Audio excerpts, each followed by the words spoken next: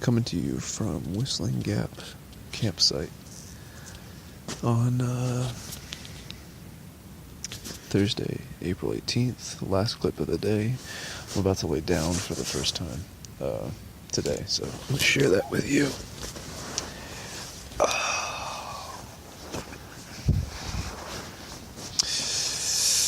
Yes. Yeah, man.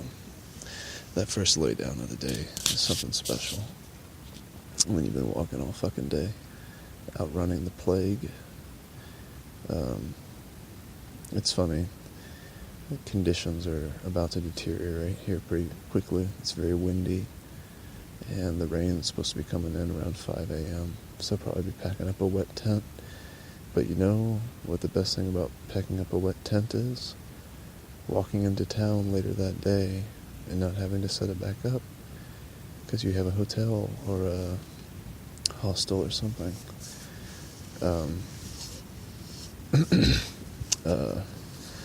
Just realizing the dimensions of my sleeping pad. My feet are hanging off the edge, but it's okay for now. Yeah, man, it really just felt like we were running away from being sick all day long. It came down to just me, Compton, and Snowbird just going down the mountain, going up the mountains, trying to avoid all the shelters and everything. It really felt pretty comical, especially toward the end. You know, it was make or break enough to where I didn't need music or a podcast to get me through the last little bit of the day. I was like very concerned with whether or not we would find a campsite, which we did. We're at it now. And whether or not there would be a bunch of sick people there, which we had already kind of decided if this place was full of sick people, that we would just push onto the road and stealth camp by the gap. And that would put us like, I don't know, 2 or 3 miles closer to town for tomorrow when it's supposed to get all shitty. But, you know, it's been an enjoyable night here at camp. Once we finally got here, there was only one other person here, a guy named Dakota, who seems really nice.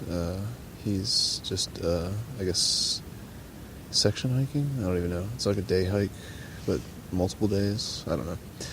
He's here. So there's another couple who's like across the trail from us. And we rolled in, set up camp pretty quickly. There's a bunch of really good flat spots, and I set my tent up so that if any limbs do fall, hopefully it's not fatal. It'd probably break my tent, but better than breaking my head. Made dinner, relaxed. I used the bathroom again outside. One shit you take during no rain is one less shit you have to take in the rain. And so I had felt something brewing for a while, and I was able to go and take care of it.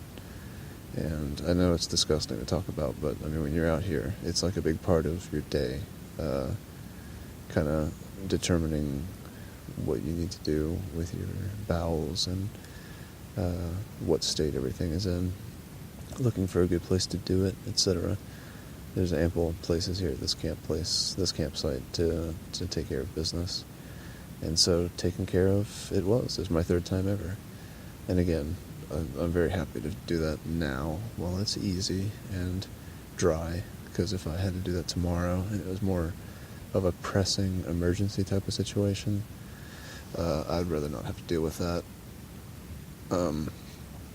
So that's great. And I'm still feeling healthy. Not sure if that will last all night. It would really suck to wake up and have to throw up in the rain. Although if it was 5 a.m., fuck it, I don't know. I'd probably just go ahead and pack up and get ready to head out as quickly as I could. Maybe, I don't know. That's getting way ahead of myself. I have my tent set up so that I can have a quick exit tomorrow. Got my rain gear to my left, top and bottom, my pack cover, and then my pack. So as soon as I wake up, which actually I need to change my alarm to 6:30.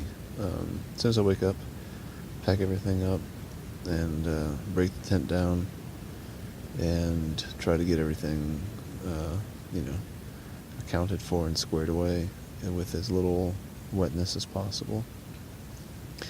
But it's a long day. I think it was 22.5 miles or something like that, 22.6. It's just good to lay down and relax for a second. I called Erica, a bit of a lackluster conversation, but she was doing her usual, so can't really blame her for that. It's interesting to check in with her almost, I guess it's 20 days. Is it 20 days now? Hold on. Yeah, 20. I've been away for 20 days. That's twice as long as my New York trip. And especially interesting considering we met each other in New York for that. So,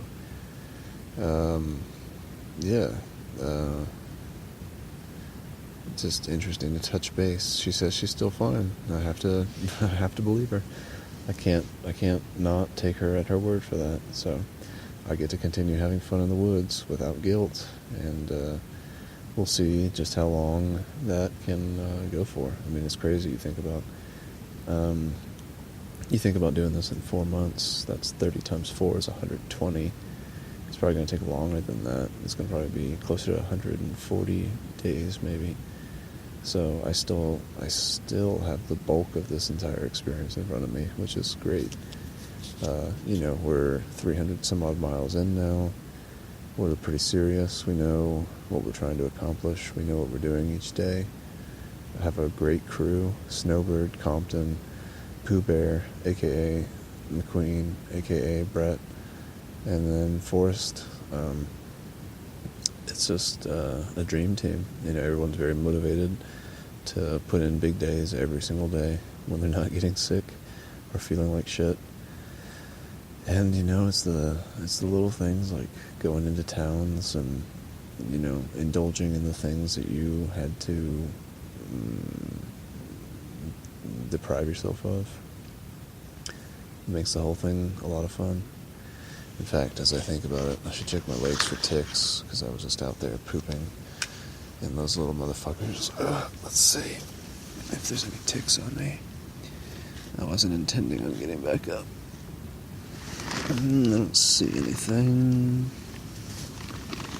Nothing. Let's turn up the intensity. Wow, that's fucking bright.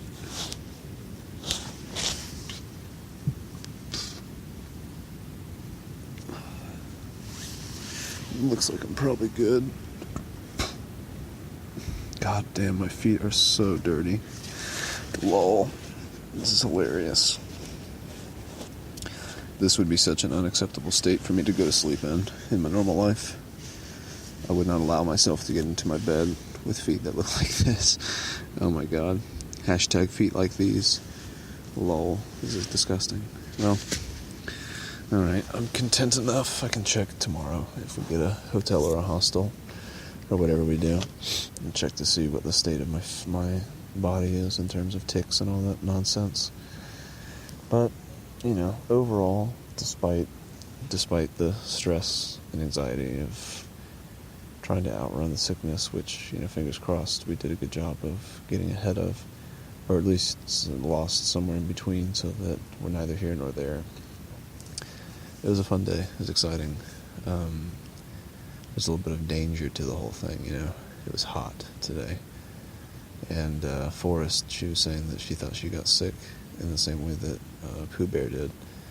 But if I'm honest, I think she might have just been dehydrated, because it was really fucking hot, and I probably had a liter after dinner, basically just for fun, for no reason at all. And that wasn't even considering all the water I drank just throughout the course of the day. I probably had 5 liters.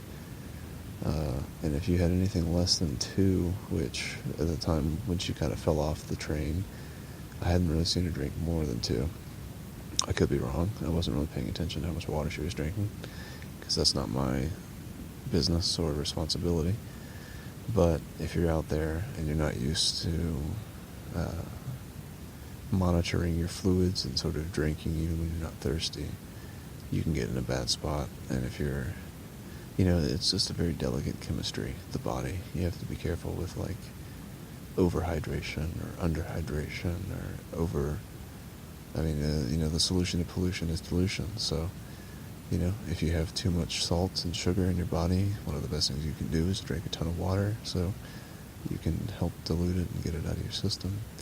And vice versa, if you have too much water, you eat something salty, and it feels like more of a balance after about 15 minutes. So, I'm laying here, very content.